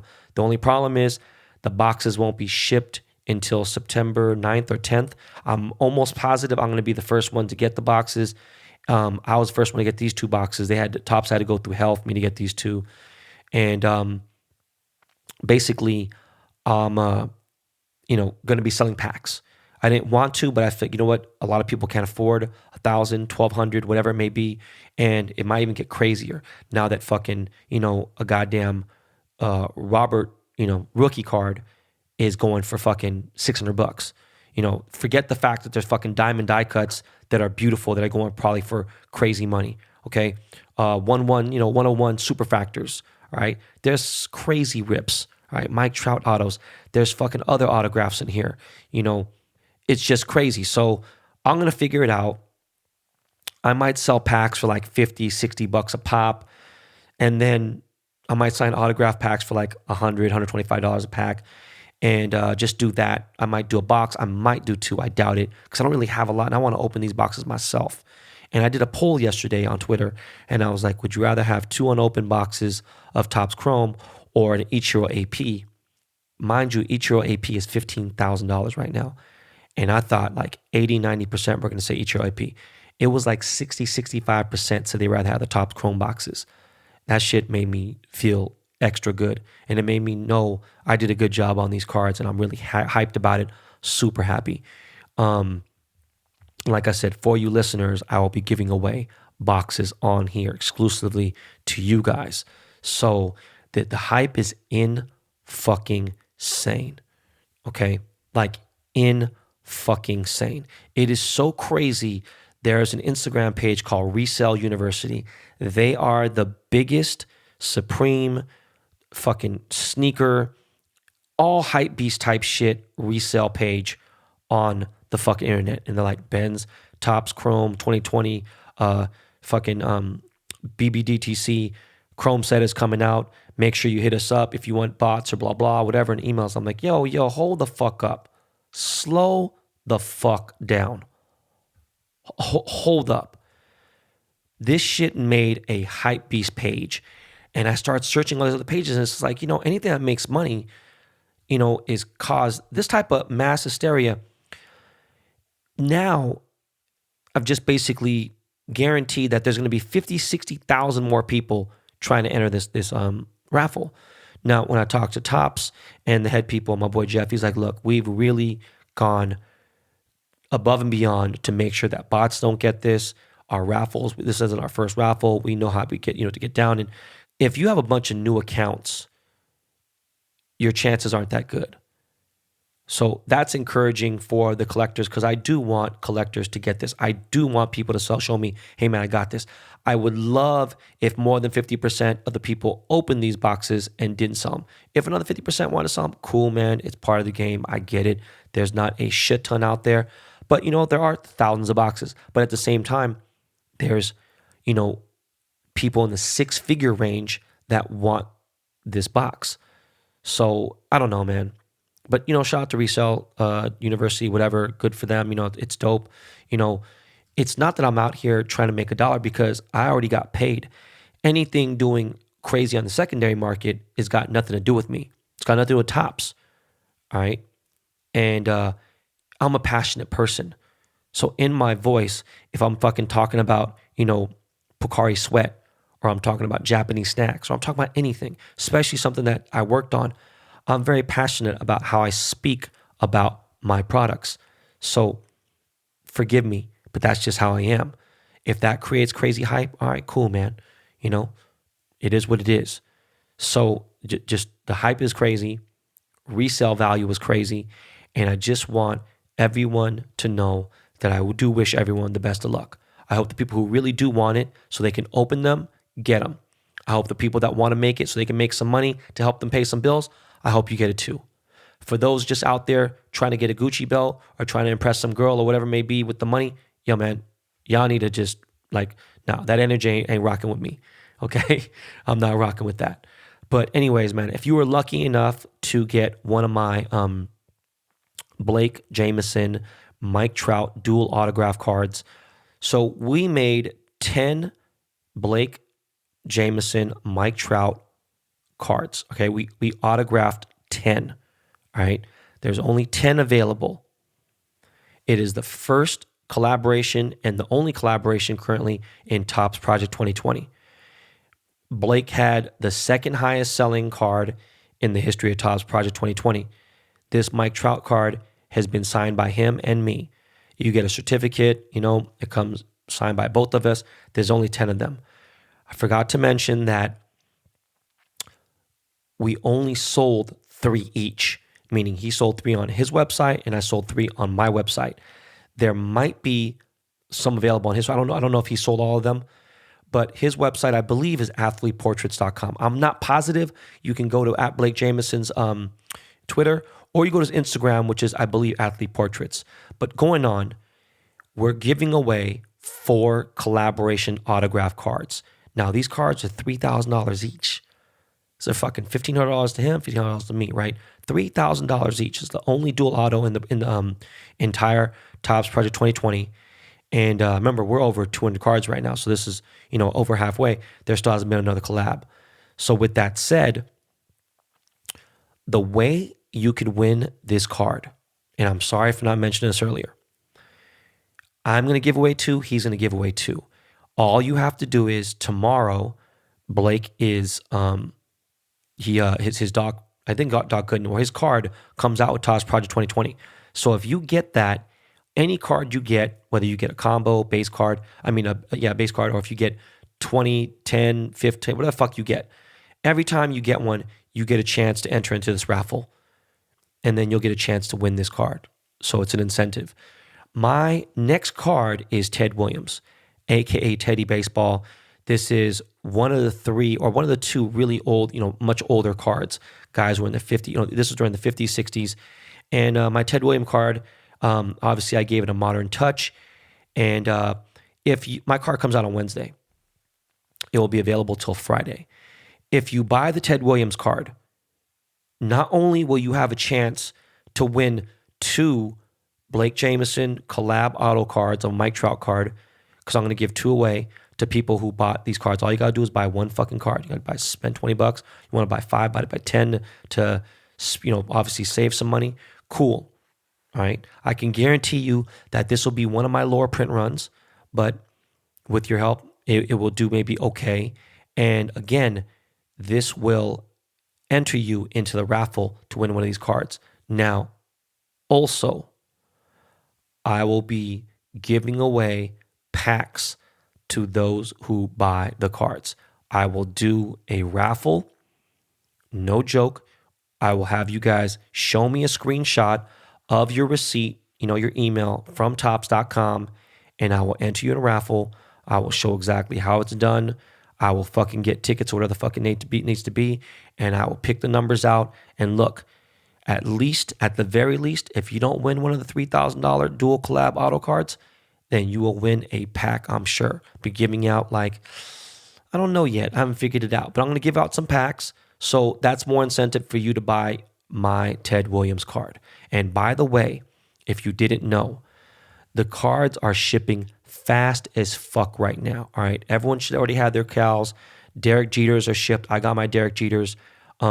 Tomorrow, I will be authenticating my Derek Jeters.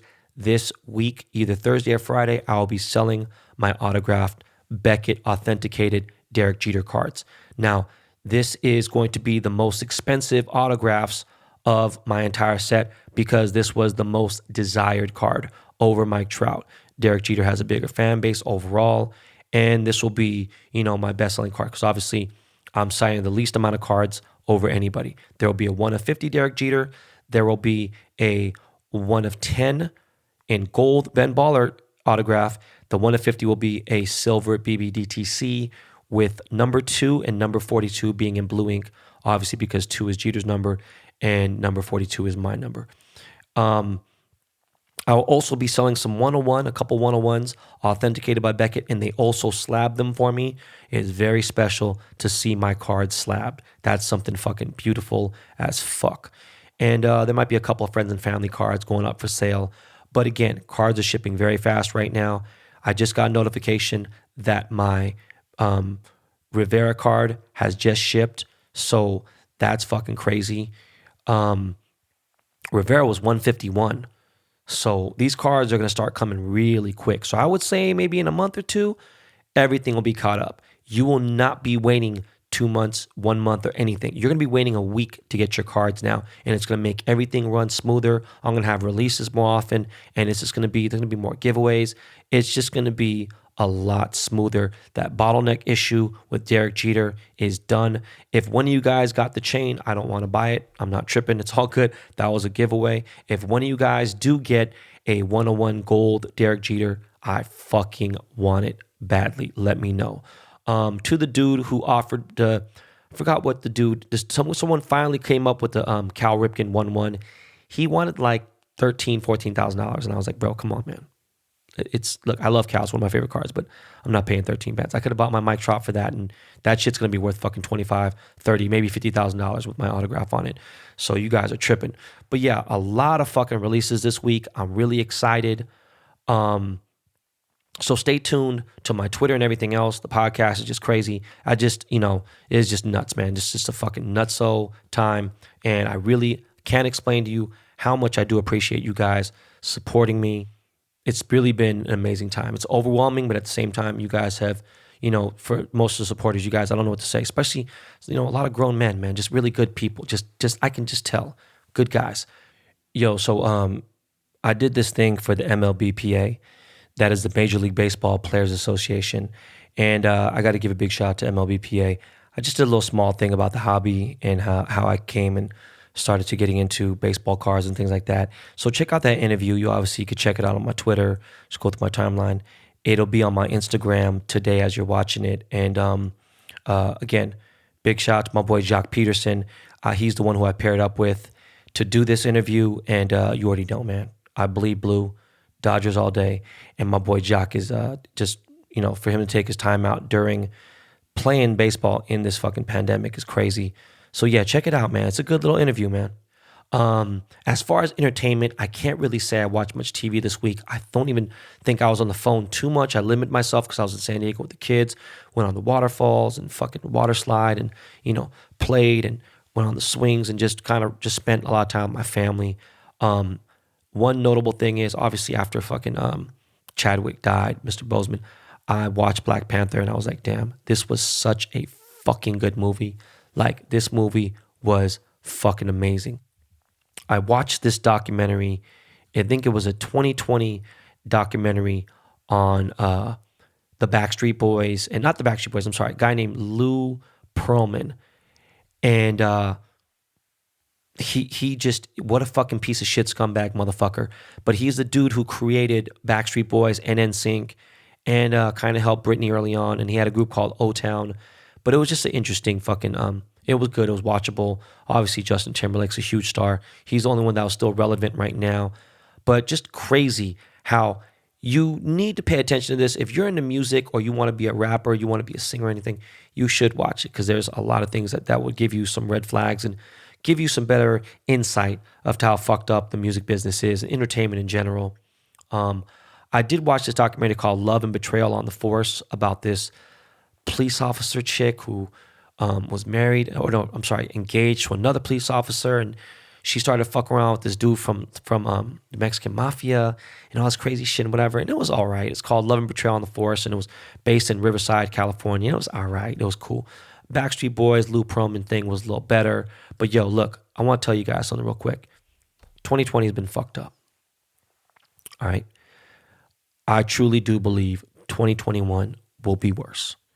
Now, I don't mean it by death and by earthquakes and weirdo shit like that, but I mean by just the financial situation. I think the recession will be, if not at the apex in 2021, then maybe to 2022. I pray to God we can figure it out, in that little short time. But 2021, I need you guys to buckle up, throw on a motherfucking harness, throw on a motherfucking bulletproof vest. I don't know. Corona's still going to be around. It's really just unfortunate times and a lot of uncertainty. So be smart. You know what I'm saying? Like, tough times don't last. Tough people do. And, I just want you guys to be smart, have fun. Don't buy anything you can't afford to buy. You can't afford to buy my cards? Don't buy them. If I can give you some, cool.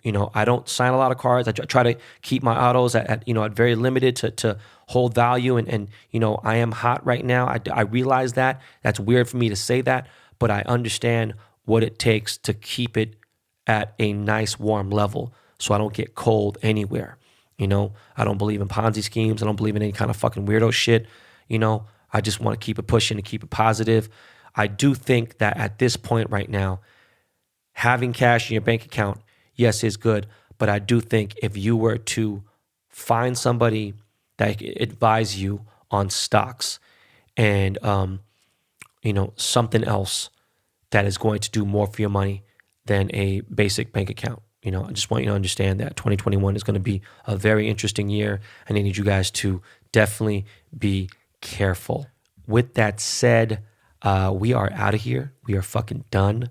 I want you to look forward to, I think, let's see, hold on. This is episode 111, so it's 112, 113, 114. Episode 114 or episode 115 will be Gary Vee. I got Gary Vee coming on the show in like 10 days.